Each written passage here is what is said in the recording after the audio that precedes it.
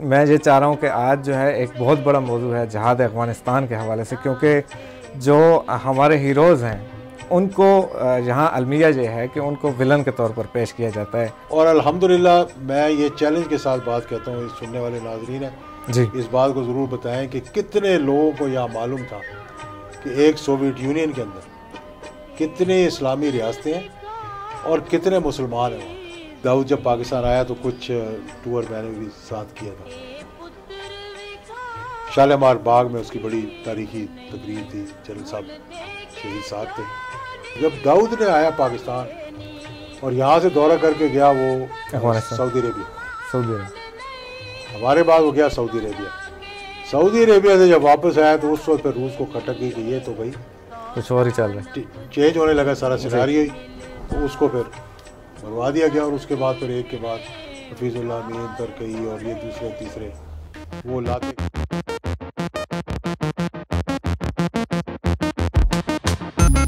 बिस्मिल्लाहिर्रहमानिर्रहीम। आवाज़ हक में खुश आमदीद नाजरीन। आज एजाज़ुल हक साहब हमारे साथ मौजूद हैं। और एजाज साहब, आज हमारा टॉपिक क्या है, हमने किस चीज़ पर बात करनी है? मैं ये चाह रहा हूँ कि आज जो है एक बहुत बड़ा मौजू है जिहाद अफ़गानिस्तान के हवाले से, क्योंकि जो हमारे हीरोज़ हैं उनको यहाँ अलमिया ये है कि उनको विलन के तौर पर पेश किया जाता है।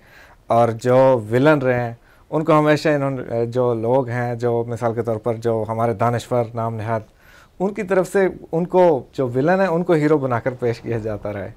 तो ज़रा मैं चाहता हूँ कि नाजरीन को आज आप बताएं कि जिहाद अफ़गानिस्तान के बारे में डीपली बात करना चाहते हैं हम। बिस्मिल्लाहिर्रहमानिर्रहीम। बहुत शुक्रिया आयद साहब, और नाजरीन को भी अस्सलाम वालेकुम। बड़ी खुशी होती है जब हम आपस में बात करते हैं और ये पैगाम जाता है। और पहले सबको मैं ये कहूँगा कि चैनल को सब्सक्राइब भी करें। बिल्कुल। और जिहाद अफ़गानिस्तान का देखें बहुत एक अहम टॉपिक है जी। हमारी बदकिस्मती ये रही है पाकिस्तान की कि हमने अपनी फतूहात को, अपनी अचीवमेंट्स को हमने आपस के इख्तलाफ की वजह से पसे पुश डालने की कोशिश की, और जो काम हमें नहीं करने चाहिए थे वो करने के बाद हमने क्रेडिट लेने की कोशिश की। जी जी। एग्ज़ाम्पल मैं ये देता हूँ कि जैसे कश्मीर के मसले को हमेशा पसे पुश डाल दिया गया। बिल्कुल ऐसे। और यहाँ तक कि यहाँ पे जब सार्क की कॉन्फ्रेंस हुई पाकिस्तान की, तो हम इस हद तक चले गए कि हमने कश्मीर के हाउस के बोर्ड भी उतार दिए, इस्लामाबाद से कश्मीर हाउस के बोर्ड भी उतार दिए, ताकि आने वाले हिंदुस्तान के वज़ीर आज़म उस वक्त के को ये देख कर कहीं तकलीफ़ ना हो कि कश्मीर का जिक्र इस्लामाबाद के अंदर हो रहा है। तो ये तो हमारी तारीख है। फिर एक बहुत बड़ी अचीवमेंट थी, इस पर कभी हम इंशाल्लाह जी तारीखी पस मंज़र में बात करेंगे, जो एक खालिस्तान की मूवमेंट थी सिखों की। जी जी।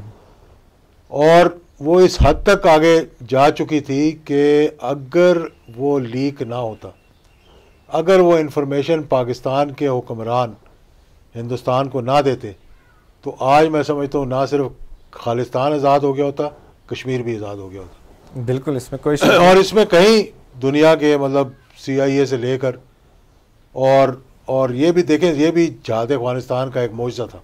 बेशक। जैसे हमारा एटम बम जो है, इस पर भी हमने एक तफसीली रखना है। ये जिहाद अफ़गानिस्तान का मौजज़ात के अंदर जो आते हैं ना, वो एक खालिस्तान की मूवमेंट थी जिसको दुनिया मतलब के बावर ही नहीं कर सकी कि कहाँ से हो रही है, कैसे हो रही है, क्यों हो रही है। अल्हम्दुलिल्लाह वो इतनी बड़ी अचीवमेंट थी कि हिंदुस्तान के घुटने बिल्कुल टिक गए थे किसी। बिल्कुल।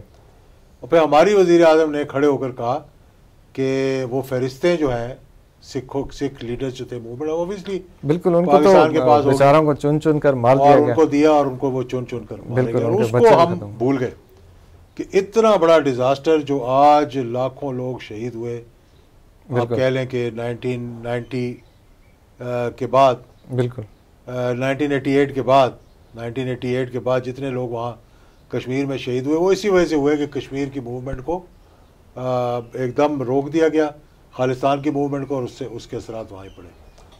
इसी तरह जिहाद अफ़गानिस्तान एक इतना बड़ा मौजज़ा इस सदी का, जी, यानी कि मेरा नहीं ख्याल कि इतना बड़ा कि एक सुपर पावर जो है उसके ना सिर्फ घुटने टिक गए, बल्कि वो बिखर गए, टेक दिए, बिखर गई, शिराजे हो गए। बिल्कुल। और अल्हम्दुलिल्लाह मैं ये चैलेंज के साथ बात कहता हूँ, इस सुनने वाले नाजरीन है जी, इस बात को ज़रूर बताएं कि कितने लोगों को यह मालूम था कि एक सोवियत यूनियन के अंदर कितने इस्लामी रियासतें हैं और कितने मुसलमान हैं वहाँ पर। बेशक किसी को ये मालूम नहीं, हर कोई कम्युनिस्ट मुल्क है जी, अल्लाह को नहीं मानते, ये तो बिल्कुल। लेकिन आप देखें कि जो सेंट्रल एशिया की, वस्त एशिया की जो रियासतें आज़ाद हुई, बिल्कुल, जिनके मतलब सेकंड जनरेशन थी, 80 सालों से ताले लगे हुए थे, मदरसे बंद थे, मसाजिद बंद थी, अजानें बंद थी, और नाम मुसलमानों वाले थे लेकिन हरकतें जो थी वो बिल्कुल ही दैरियों वाली, यानी गैर मुस्लिम वाली। पिछली दफ़ा हमने बात करते हुए उज़्बेकिस्तान का किस्सा बताया था। इस तरह बाकी 6-7-8 ममालिक जो आज़ाद हुए हैं, अल्हम्दुलिल्लाह मैं समझता हूँ कि ये ही एक अचीवमेंट अगर देखी जाए कि एक सुपर पावर के ना सिर्फ टुकड़े टुकड़े हो गए, बल्कि उसके अंदर से इतनी इस्लामी रियासतें निकल आईं, और 80 साल से जिन मसाजिद को ताले लगे हुए थे वो खुल गई, और वहाँ से अल्लाह अकबर की अजानें आनी शुरू हो गई। इससे बड़ी अचीवमेंट क्या मुसलमानों के लिए हो सकती थी। फिर इसका एक और जो बात है ना, इसको हमें देखना चाहिए जहाज़ अफ़गानिस्तान की जब हम बात करते हैं, तो इसको हमें अफ़गानिस्तान की तारीख़ को सामने रखते हुए हमें देखना चाहिए कि अफ़गानिस्तान की तारीख़ क्या है और कहाँ कहाँ किन किन लोगों ने गलतियाँ की। जैसे सबसे पहली गलती देखें 1838 में जी बरतानिया ने की, जिसको कहते हैं कि एंग्लो अफगान वॉर कहते हैं जी, कि 1818 के अंदर दोस्त मोहम्मद वहाँ का रूलर था। बरतानिया जो है ईस्ट इंडिया कंपनी पहुँची हुई थी, उसने देखा ये कि भाई हमारे इस दोस्त मोहम्मद के साथ बड़े अच्छे ताल्लुकात हैं, और देखें तारीख क्या रही है सारी जी। अफ़गानिस्तान जो है ना, ये एक कॉरिडोर था, जितनी फतूहात होती थी ऊपर से, बाबर गौरी जितने लोग आए सेंट्रल एशिया से और आकर उन्होंने हिंदुस्तान को फतह किया और वहाँ पे बादशाह कायम की, वो सब इसी रास्ते आते थे, अफ़गानिस्तान से होके, अटक से होके, और इधर लाहौर के ज़रिए फिर दिल्ली पहुँच जाते थे वहाँ पे। तो 1818 में जब दोस्त मोहम्मद वहाँ आया, उसने देखा कि बड़े अच्छे बरतानिया के साथ ताल्लुकात हैं और बरतानिया के साथ बड़े अच्छे ताल्लुकात हैं। 1837 में जाके उस दोस्त मोहम्मद ने अपने ताल्लुकात जो है उसने इश्क मशूका कह लें इसको, कि रूस के साथ बढ़ा दिया। जैसे ही बरतानिया ने देखा कि ये तो अब एक मरतबा फिर इन्हीं पहाड़ों के ज़रिए जो है कि वो रूस जो है वो यहाँ आ जाएगा अफगानिस्तान में। देखें सोच, देखें उनकी बरतानिया की क्या सोच रहे थे वो जी, ये सोच रहे थे कि रूस कहीं अफगानिस्तान के रास्ते यहाँ आकर हमें डिस्टर्ब ना करे। उन्होंने कहा जी कि हम अपने ट्रुप्स भेजते हैं वहाँ पे। तो 20,000 ट्रुप्स उन्होंने, दो थे उनके ब्रिगेडियर, उनके नाम मुझे अब याद नहीं है, लेकिन खैर उसकी ज़रूरत भी नहीं है। एक उनमें से अफ़गानिस्तान में रह कर जा चुका था, जिसने अफ़गानिस्तान पे किताब भी लिखी थी, और दूसरा जो था बड़ा माहिर था टैक्टिकल वॉर टैक्टिक्स का, तो वो उनको वहाँ पर भेजा।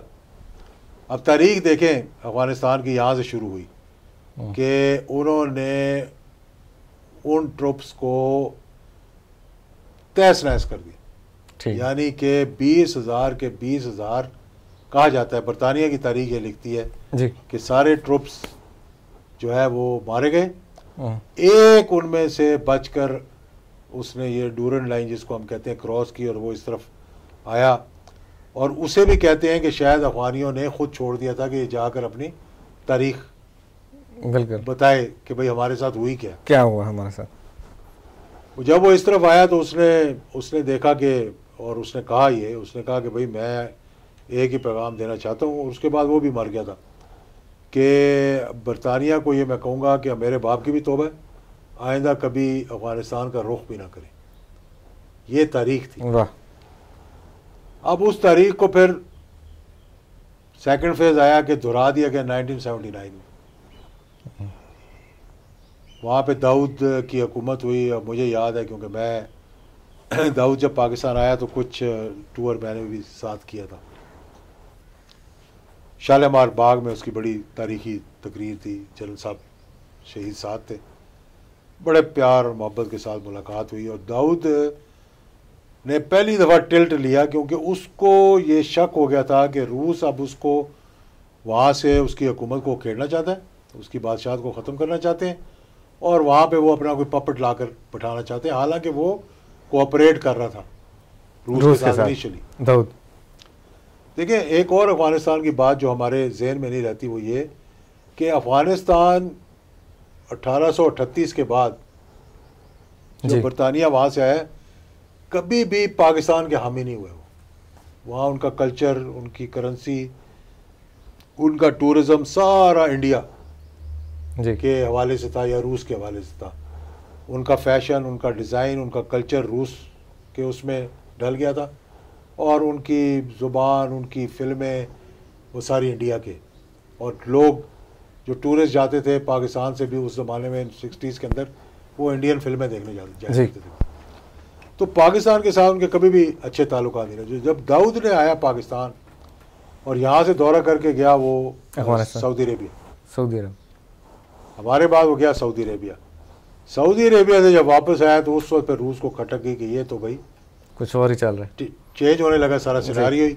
तो उसको फिर मरवा दिया गया और उसके बाद फिर एक के बाद हफीज़ुल्लाह अमीन, तरकई और ये दूसरे तीसरे वो लाते गए वहाँ पर। और आखिरकार उन्होंने फिर फैसला किया कि हम अपने ट्रुप्स भेजें क्योंकि कंट्रोल नहीं हो रहा था उनसे। और फिर उन्होंने 1 लाख फ़ौजी अपने असले समेत, दुनिया का बेहतरीन कह लें जदीद असला जो था उसके समेत उन्होंने वहाँ अपने ट्रुप्स उतार दिए और ये फ़ेज़ 2 का आगाज़ हुआ। अब देखें आप यहाँ पे जनरल ज़िया-उल हक की सोच देखें और उस वक्त के बरतानिया की सोच देखें। बरतानिया ने उस वक्त ये अपने 20,000 ट्रुप्स, जो उस ज़माने के हिसाब से 2 लाख ट्रुप्स के बराबर होगा क्योंकि इतनी थोड़ी फ़ौज होती थी उस ज़माने में, वहाँ भेजे ये सोचते हुए कि रूस जो है वो अफ़गानिस्तान के साथ जो ताल्लुकात बेहतर कर रहा है, ये आगे चलकर हमें यहाँ पर डिस्टर्ब करेगा इंडिया के अंदर। तो उन्होंने वो हमला करने की कोशिश की। अब जब 1979 में रूस ने सोवियत यूनियन कह लें आप, तो बड़ी सुपर पावर थी, जब अफ़गानिस्तान में पहुँच जमाए,